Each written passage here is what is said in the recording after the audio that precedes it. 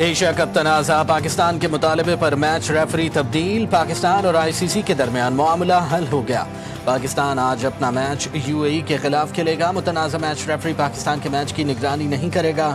Pakistan Asia cup میں کھیلے گا، معاملات طے پا گئے۔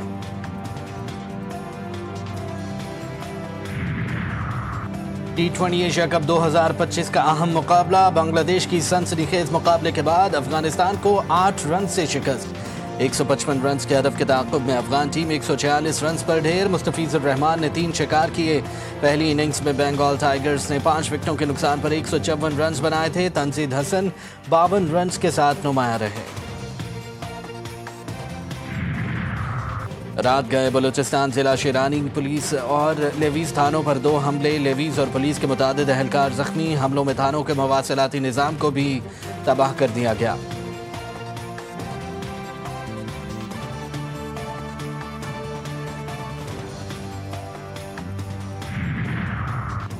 گوادر کے ماہی گیروں کی کشتی عمان بندرگاہ کے پاس حادثے کا شکار۔ کشتی میں 23 ماہی گیر سوار تھے۔ قریب سے گزرنے والے جہاز نے ایک ماہی گیر کو بچا لیا، 22 تاحال لاپتہ۔ حادثے کو 24 گھنٹے سے زائد گزر گئے۔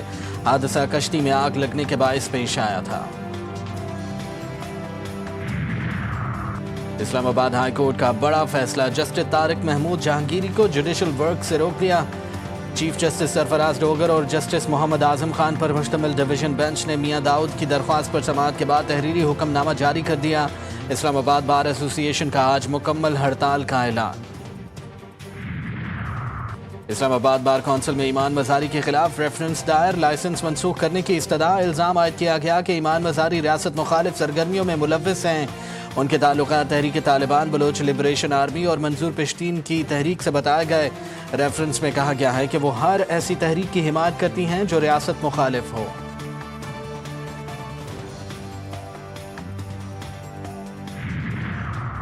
پی ٹی آئی کے سینٹ قائمہ کمیٹیوں سے استعفے، 17 استعفے جمع، باقی آج جمع ہوں گے۔ پاکستان تحریک انصاف رہنما سینیٹر علی ظفر کے مطابق ان کے پاس تقریباً سب کے استعفے آ گئے، 17 استعفے جمع ہوں گے، باقی آج جمع کروا دیں گے۔ بانی کی ہدایت پر تمام قائمہ کمیٹیوں سے اپنے استعفے جمع کروائیں گے۔ کراچی میں پانی کا بحران مزید سنگین، شہر قائد کے باسیوں کے لیے نئی مشکل۔ واٹر کارپوریشن کی یونیورسٹی روڈ اور ہب رائزنگ پائپ لائنیں پھٹ گئیں، یونیورسٹی روڈ پانی میں ڈوب گئی۔ ضلع کے ماڑی، وسطی اور غربی کے مختلف علاقوں میں پانی کی فراہمی بند ہو گئی۔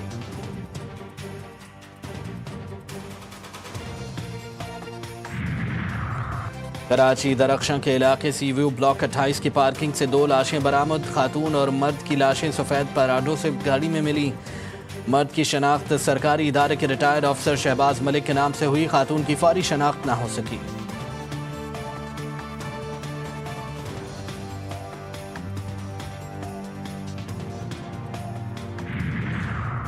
کراچی میں بچیوں سے زیادتی کے ویڈیو سکینڈل کے بعد ایک اور دل خراش واقعہ، سرجانی ٹاؤن میں 11 سالہ معصوم بچی زیادتی کے بعد قتل۔ پولیس نے موت کو خودکشی قرار دیا تھا۔ پوسٹ مارٹم رپورٹ نے حقائق بے نقاب کر دیے۔ آسیہ کو گلا دبا کر قتل کیا گیا، لاش گھر کی چھت سے ملی تھی۔ اہل خانہ نے مبینہ حقائق چھپانے کے لیے قانونی کارروائی سے انکار کیا تھا۔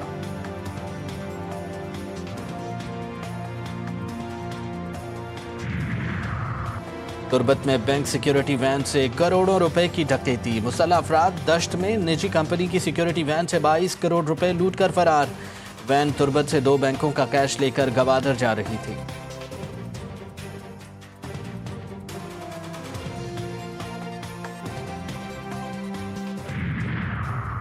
گھریلو صارفین کو ملکی گیس کنیکشن دینے پر مستقل پابندی عائد، سوئی سدرن اور ناردرن کو پہلے سے وصول شدہ 30 لاکھ درخواستیں منسوخ کرنے کی ہدایت۔ پیٹرولیم ڈویژن نے وفاقی کابینہ کا منظور کردہ فریم ورک سوئی سدرن اور سوئی ناردرن کو ارسال کر دیا۔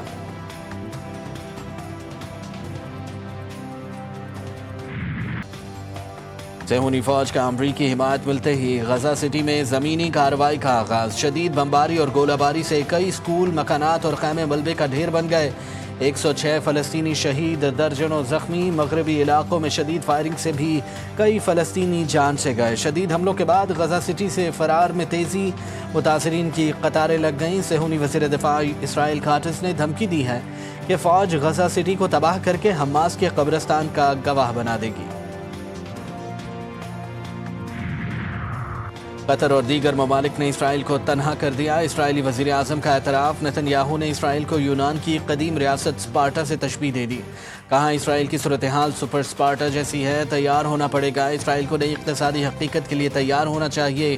ایران نے ناکہ بندی کر کے اسرائیل کو تباہ کرنے کی کوشش کی تھی۔ مغربی یورپ سے اسرائیل کو چیلنج درپیش ہے۔ امریکہ اور بہت سے ممالک ہمارے ساتھ کھڑے ہیں۔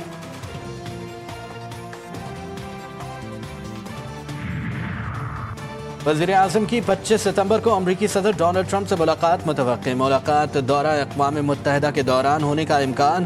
ملاقات کی کوششیں کامیاب ہوتی نظر آ رہی ہیں۔ ایجنڈے، وقت اور مقام کو حتمی شکل دی جا رہی ہے۔ شہباز شریف سے ملکی دورے پر آج روانہ ہوں گے۔ پہلے سعودی عرب، پھر برطانیہ، وہاں سے امریکہ جائیں گے۔ ریاض میں سعودی قیادت سے ملاقاتیں، لندن میں برطانوی حکام کے ساتھ بیٹھک لگائیں گے۔ شہباز شریف 21 ستمبر کو امریکہ پہنچیں گے، جہاں وہ UN جنرل اسمبلی اجلاس میں شرکت اور 26 ستمبر کو خطاب کریں گے۔ 22 ستمبر کو وزیر اعظم کی فلسطین سے متعلق سربراہ کانفرنس میں شرکت بھی متوقع ہے۔ ایرانی صدر کی سعودی ولی عہد محمد بن سلمان سے ملاقات۔ مسعود پزشکیان کی مسلمانوں کے اتحاد کی بھاری ذمہ داری اٹھانے کی درخواست۔ ایرانی صدر نے زور دیا کہ اگر اسلامی ممالک متحد ہوں تو اسرائیلی حکومت کسی مسلمان ملک پر حملے کی جرت نہیں کرے گی۔ سعودی عرب اسلامی ممالک کے اتحاد کی راہ میں اہم کردار ادا کر سکتا ہے۔ محمد بن سلمان کا خوشی کا اظہار، کہا مسلم ممالک کے درمیان تعلقات بڑھ رہے ہیں۔ محمد بن سلمان نے زور دیا کہ اسلامی ممالک کو زیادہ بااختیار بننا چاہیے تاکہ وہ اسلامی دنیا میں اپنی آزادی اور وقار کا زیادہ مؤثر طریقے سے دفاع کر سکیں۔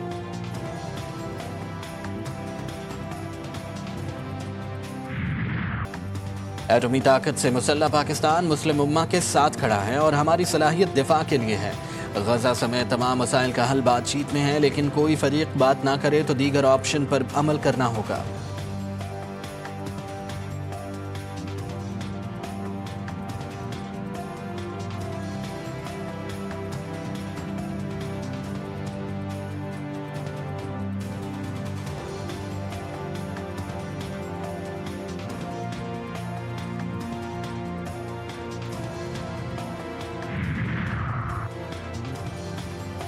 اقوام متحدہ کے تحقیقاتی کمیشن کی غزہ میں فلسطینیوں کی نسل کشی کی تصدیق۔ کمیشن کی سربراہ اور بین الاقوامی فوجداری عدالت کی سابق جج نوی پلے نے کہا کہ نتن یاہو اور دیگر حکام کے بیانات نسل کشی کے ارادے کا براہ راست ثبوت ہیں۔ اسرائیل نے رپورٹ کو جھوٹ کا پلندہ قرار دے کر مسترد کر دیا۔ بارشوں کے باعث برفانی جھیلوں کے پھٹنے کا خدشہ۔ آج سے 19 ستمبر کے دوران ملک کے بالائی علاقوں میں مزید بارشیں متوقع۔ محکمہ موسمیات کے مطابق برفانی جھیلیں پھٹنے سے فلیش فلڈنگ اور نالوں میں طغیانی کا خدشہ بھی ہے۔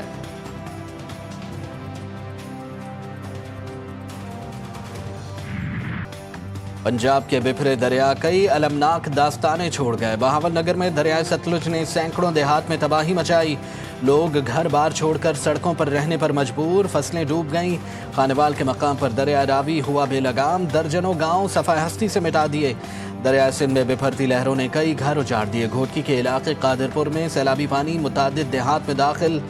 تھارو شاہ میں کچے کی آبادیوں کے کئی دیہات زیر آب۔ علاقہ مکینوں کا کیمپوں میں جانے سے انکار۔ ٹھٹھا اور سجاول اضلاع کے کچے میں پانی داخل۔